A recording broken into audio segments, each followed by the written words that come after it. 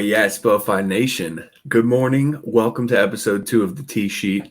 I got to say right away, Tyler, man, golf is a morning sport. The Tee Sheet is no different. We're here bright and early, although my tee time's getting rained out this morning. What's going on, man? How you doing?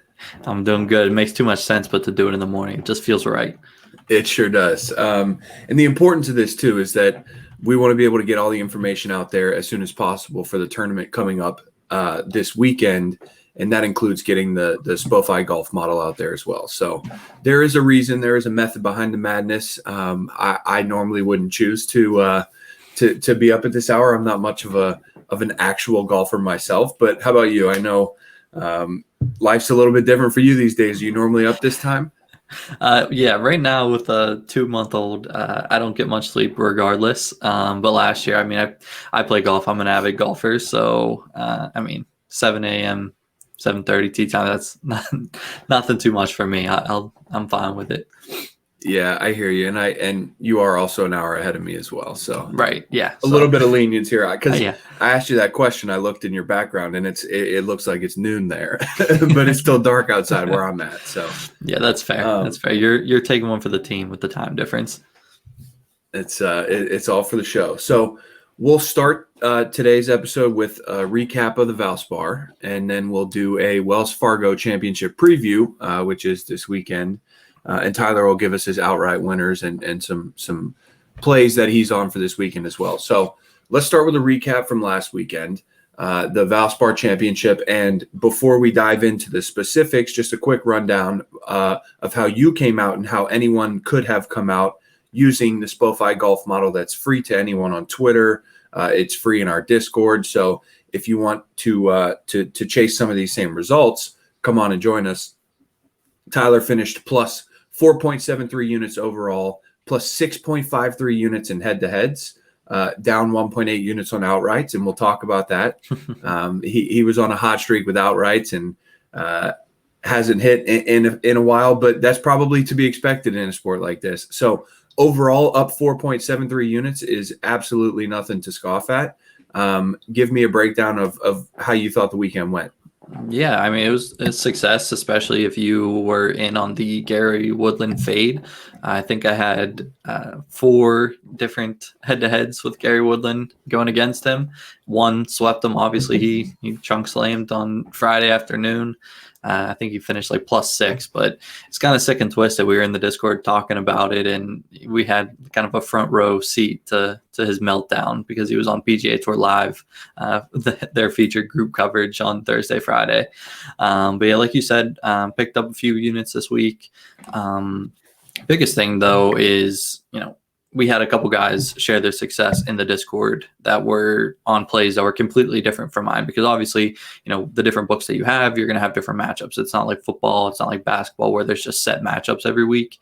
The books kind of control their own matchups. So that's the nice part about the sheet that we put together, is that you can basically take the model and apply it to you personally. But as far as outrights, yeah, we didn't win. We'll talk a little bit about that, my cold streak, later on it. But we had a couple guys make a push there for a little bit. We had Answer, Kokrak looked good after the weekend. Tringali made a push down the line, but kind of got bit by the snake pit. So yeah, we're on to the Wells Fargo though. No big deal. Yeah, definitely not a bad weekend when you look back at it. And I'll take +4 units every weekend. So, yeah, right. Again, guys, show some love. Subscribe to the YouTube channel. Follow on Twitter. Follow our podcasts. All that good stuff. This information, again, is being put out there for free. The SpoFi golf model at the time of this recording is updated and ready to go for the Wells Fargo Championship this weekend. We'll post it on Twitter later today. It's in the Discord. You can get your matchups in and get action on some of these matchups early before the line moves, or some of these outrights while the line's still good. Yep. So show some love for that. Let's talk a little bit about the Wells Fargo Championship, or a lot about it. We'll start with a preview and then dive into it. So initial thoughts for this weekend. What's sticking out to you? Yeah, you're definitely going to want to watch the tournament if you're not planning on doing so. It's a beautiful golf course. Definitely going to play tough. One of the hardest courses on tour. It's going to play a little differently than we saw in 2017 because they actually hosted the PGA Championship. And I know you're not the biggest golf guy, Ladner, but to give you an idea, they pretty much turn the mowers off whenever it comes to the PGA Championship. Let the rough grow, speed out dry out the greens, make them a little firmer and faster. So going to play a little bit differently than what we saw. But then they're also planning on hosting the President's Cup in 2022 and the PGA Championship again in 25.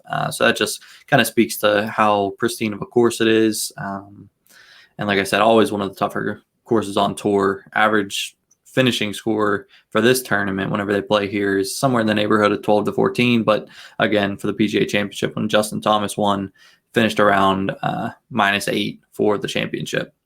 Are you familiar at all with Quail Hollow Golf Club, Ladner? No. That's okay. So I actually deliberated a little bit on how I was going to handle this week for the model, since there was no 2020 season or no 2020 tournament last year because of COVID.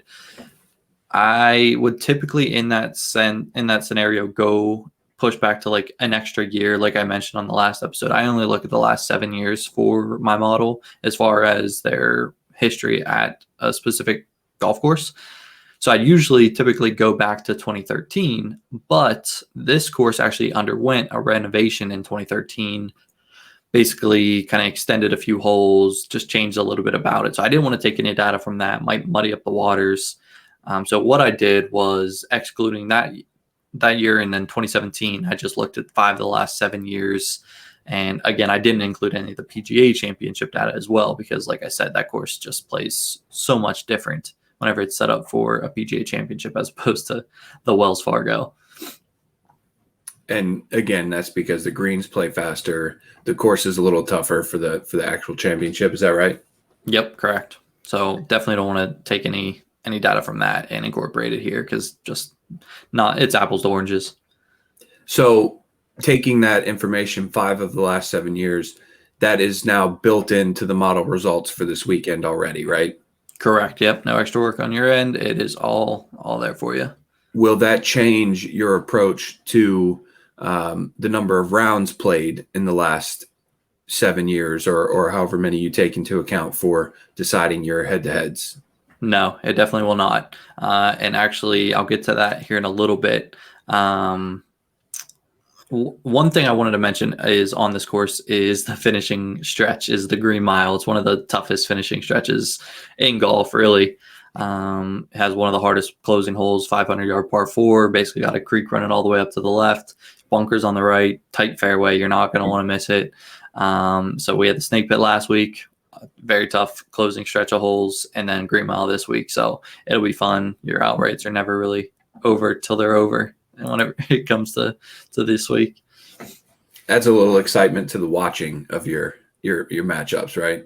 Right, exactly. Hopefully, 12 of the 13 matchups I was on last week were actually finished at the cut line, and then we had Kizire over Snedeker.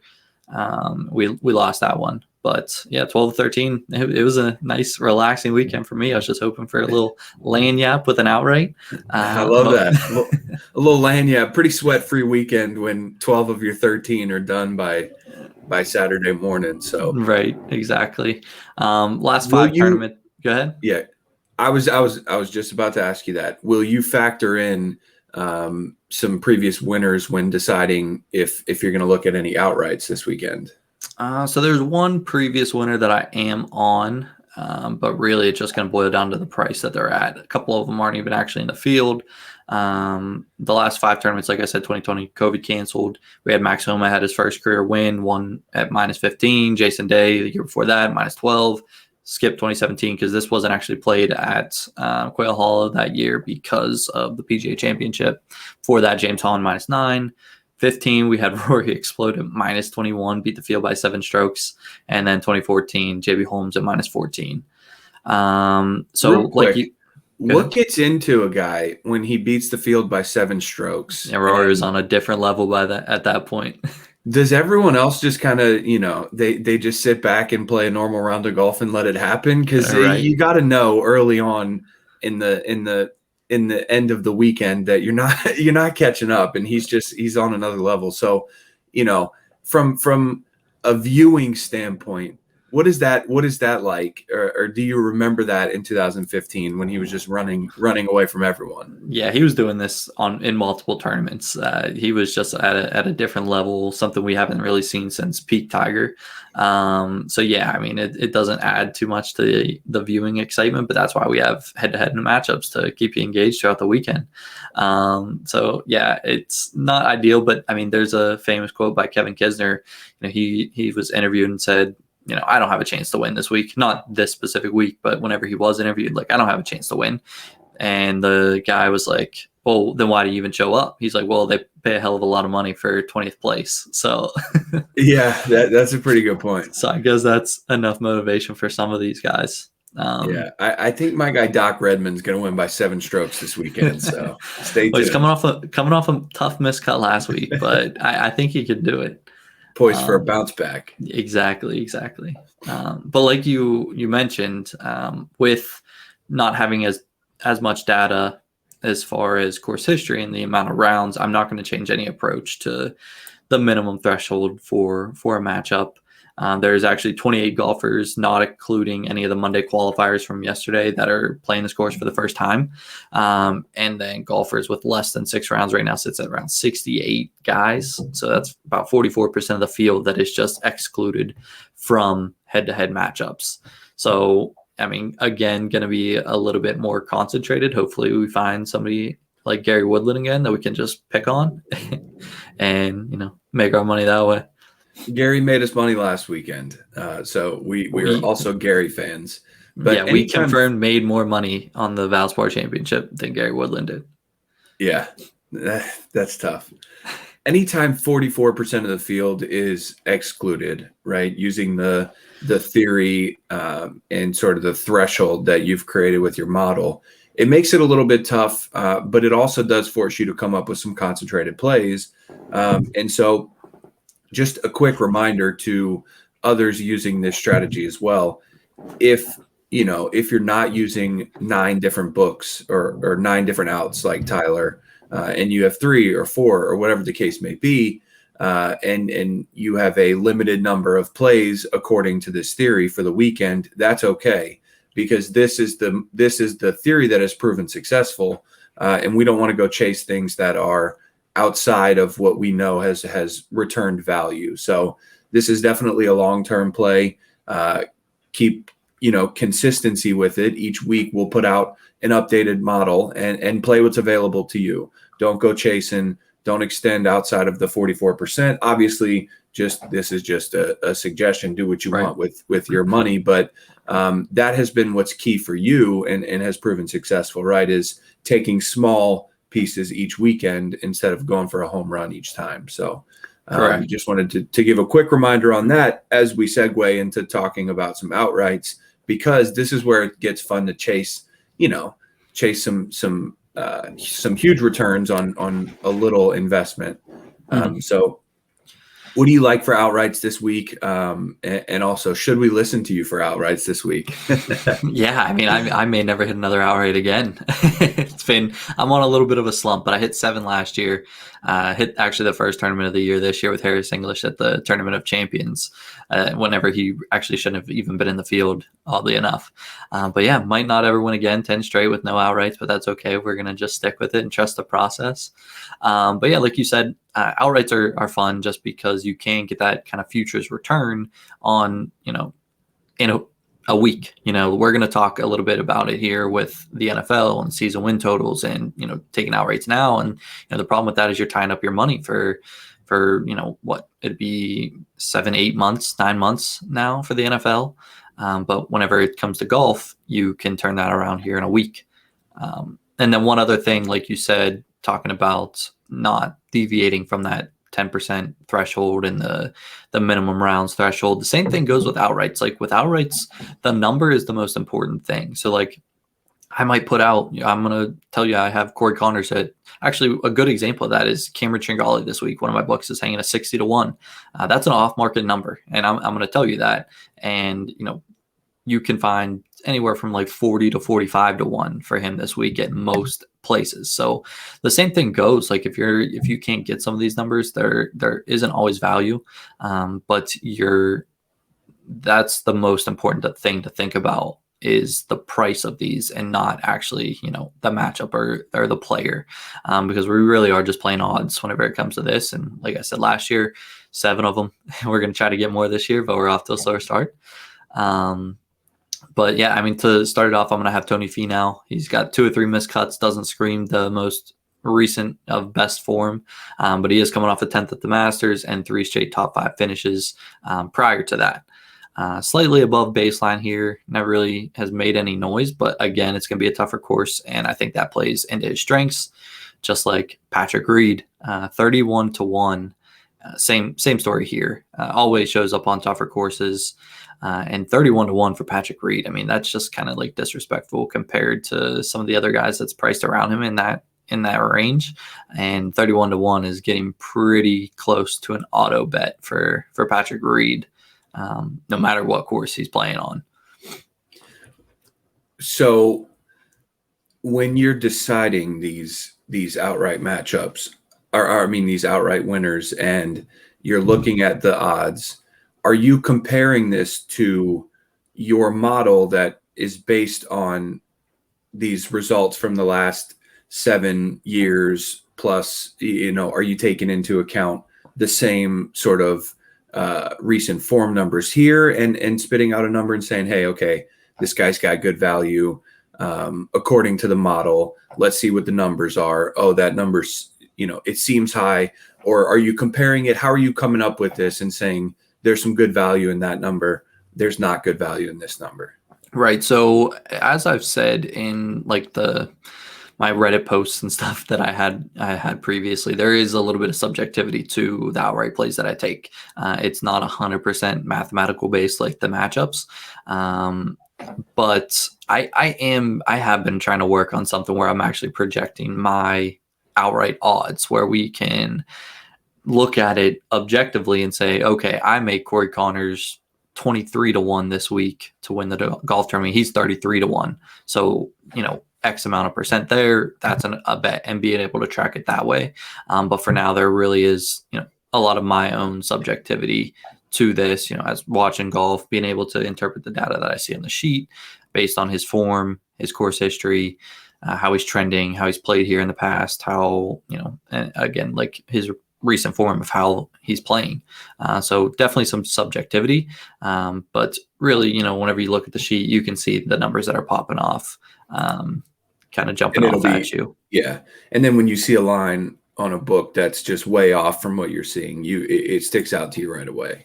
Right, exactly. Especially whenever I saw the Cameron Chingali, like he looked like a guy that I would take, just based on how he's playing. I saw mainly 40s-1, and then I saw the 60-1. So like for sure, I'm going to jump on that. That just kind of pushed me over the edge. I wanted to take him anyways, and that's just a little, again, not to beat a dead horse, but a little lanyard. Yeah. So if you're running through the model for your head-to-heads, and one guy is just spitting out great value, he's got great history at the course, he's got great recent form, and your model is saying, hey, take this guy in every head-to-head you can. Will you also look to get on him for an outright just because of how favorable the model is treating him for that weekend? Right. Yeah. I mean, it just really depends on price. Like it depends on, because that's the interesting part with some of these golf models. You'll see scenarios like that where, Gary Woodland is in my model. I'm ready to fade him. So he's higher on he's being valued more in the matchup market than he would be maybe in the outright market. Now that's obviously the opposite of what you asked, but yeah, I mean, there's often times where, like, for instance, like Chuck Hoffman a couple weeks ago at the RBC, I was on him on like 7 different matchups, but also on him outright. So the numbers lined up where I was getting value on him in both scenarios.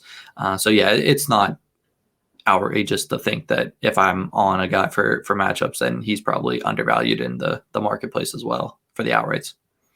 Gotcha. Well, I know you've shared a few outrights so far. Let's keep rolling through. Yeah, so Finau, Reed, 31-1. We got Corey Connors, 33-1. Not too many people playing better golf than Corey Connors right now. This is towards the top of the price range that I'd be willing to take him. Probably no less than 30-1 for Corey Connors this week. Will Zalatoris, or he's a debutant here. He gives Reed vibes where dude just shows up, plays at tough courses. So I think this is going to fit him really well. Obviously, no course history to back that up, but we will see. That's just a hunch. Same thing went with Colin Morikawa. He hadn't played at the RBC Heritage, but I just felt like the course fit him. And if a couple guys didn't run away, Stuart Sink didn't run away with that. He was right in the mix for the win. One chalkier play that I am on, 35-1, Max Homa. He is the defending champ here. Nobody, I believe, has ever repeated back-to-back wins here, but we're going to try to buck that trend. And then Abe Answer, 45-1. Dude is so consistent across the board. No worse than a top 26 finish in his last 6 tournaments. Not the greatest of form here, but that's okay because his recent form is going to carry that load. And then to round it off, we got Cameron Tringali, Keegan Bradley, and Emiliano Grillo, 60, 70, and 80-1 respectively. Tringali, same thing. I talked about him. Hasn't had the best course history here, but he's 13th, 9th, and 3rd in his last 3 tournaments. Again, that was more of an off-market number play. So if you can't get anywhere near 50 to 61, wouldn't necessarily take it. And then lastly, again, Keegan Bradley. We saw what he did last week. We know what we're going to get with Keegan. This dude, Ladner, to give you an idea, he is either -8 or +8. There was actually a time where he went -8, was the first round leader, and then ended up missing the cut. Like, he is super inconsistent, but if he can string it together for a couple rounds, he can just go nuclear. I guess if you just get hot and stay hot for an entire weekend, there's no stopping you in that case. Yep. And then same kind of thing with Emiliano Grillo, boomer bust as of late, miscut, 2nd place, 6th place, miscut, 21st, 11th, miscut. So, I mean, he's kind of boomer bust guy as well. So I'm on him and Bradley as the kind of longer shots. Because for me, I'll talk about this a little bit in the next episode, but whenever I'm looking at outrights, I try to avoid the top of the market. And then I also try to stay in it's actually, me and my friend call it the sweet spot, the 30 to 40 range. Like 33-1 is like the perfect place, I think, for outrights. That's where you can really identify the most amount of value. And again, I try to avoid laying 10-1, 15-1, 20-1. Like, I think 20-1 is like pretty much the lowest I'll typically go. Yeah, 10-1. You got to be pretty sure that the guy's going to win. You know what I mean? Right. Or be at least in the top 2 and have a serious chance to win. Right, and especially if you have so many things. You have 4 guys like at 10-1. That's a 30 to 40% implied probability to win the whole tournament. So, like, what's that leave for the rest of the guy? They got to disperse that somewhere. And there's so much that can happen. You never know when my guy Keegan's going to decide to make the cut and go off. But that brings up an interesting question for you. Will you, obviously you get all your bets in ahead of time. Will you ever throw a bet in once the tournament has already started, if you see something that you like, and maybe, play something for Saturday and Sunday, or are you just at that point your hands are off and you're done? If I see something, I'm going to take it. I'm actually still kicking myself. I believe it was the Waste Management Open. Whenever Brooksy won this year, he was, I think, 36-1 going into Sunday, if like 6 strokes back, and I liked him, and I just didn't take it, didn't pull on it. Still kicking myself about that one. But yeah, I mean, if I see some value, especially, you can actually, what's interesting is, let's say guys start on Thursday morning and your guy that you like doesn't start till Thursday afternoon, and it's a favorable weather matchup for the Thursday AM tee times. You can actually end up, say that somebody gets off to a -5, -6 start before your guy even tees off. Sometimes you can actually get better odds than before without him even taking a swing yet. So something to look there, but I don't always do that. I'd rather lock it in as early as possible because, in my mind, these are value plays and they're going to move. Yeah, for sure. I had 3 notifications just go off. We have a thunderstorm warning here from the National Weather Service, so apologies for the noises in the background. But let's chug on here with some one and done selections for this weekend, and we'll sort of wrap it up with any final thoughts that you have as well. Yeah, one and done. We're a little bit past the halfway point in the season. If you're not liking where you're at, this might be the best time to start kind of planning out your majors, who you want to take for majors, whether you're too far back that you need to start getting really contrarian. I don't think we're necessarily at that point yet, but it might be worth it to start thinking about it. Me and my friend have the conversation. I go on with a buddy who's in our Discord in a one and done tournament. And, we're like middle of the pack right now. We couldn't be running colder. And, every week I'm like, oh man, should we get contrarian? Like, do we get contrarian? We were on Coke Rack last week. He finished, I think, 13th, so not terrible. But for the Wells Fargo prize pool, $8.1 million, kind of middle of the pack whenever it comes to prize pools on the PGA Tour for these one and dones. I think the chalk will probably be Max Homa, defending champ. Again, you'll see that no matter what, the defending champ always gets some love. So I think that on top of the fact that he is playing really well right now, he'll end up being the chalk in these pools. My play is going to be Corey Connors. He was close to my play last week. He was, my top-ranked golfer. He's, again, my top-ranked golfer this week. Coming off a somewhat disappointing start at the Valspar. So I think this is a good buy low opportunity on Corey Connors. Might get a little bit less ownership than he would have previously. And then my contrarian play will be, and this is tough to call a contrarian play because he's a baller, but Will Zalatoris, again, debutant here, on for outrights. And just based on the strength of the field, he might go a little bit under the radar, but a guy that I think can really contend at this golf course. Yeah, it's tough if you go contrarian too early, then you risk just totally wiping yourself out from the one and done. So I see what you're saying there. What are your final thoughts here? I know you're on some outrights. I need one. I need you to pick one that think who's taking it this weekend. I'm gonna say Will Zalatoris. I don't care. Debutant, I'm taking him. Will be my one and done pick. Well, not one and done, but in this sense, when you're asking me for just one, I'll take Will Zalatoris. I'll ride with the guy. All right. And for what it's worth, I'm here crunching numbers as well. And I came up with Doc Redman to win. Yeah.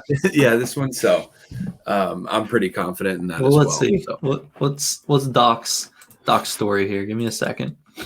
Yeah, we're going to need to get a live update on Doc here. And, we'll run it weekly. You have a proven theory of your golf model. I have an unproven theory that if I say the same guy's name every weekend, maybe he'll win once.